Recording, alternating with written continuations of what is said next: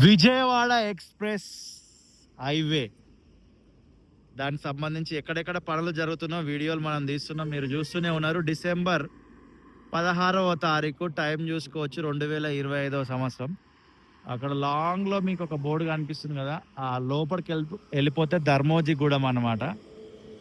And చౌటుప్పల్కి దగ్గరలో మనం ఉన్నాం. ఇక్కడ రోడ్డు వెడల్పుకు సంబంధించిన పనులు అనేటివి జరుగుతున్నట్టుగా మనం గమనించినాం. బండి సైడ్కి ఆపేసి వీడియో అయితే తీయడం జరుగుతుంది. డ్రైన్ బాక్స్కి సంబంధించిన వర్క్ అయితే ఫినిష్ అయింది. అండ్ ఇది మనం ఇప్పుడు నల్గొండ దాకా వెళ్తున్నాం అన్నమాట.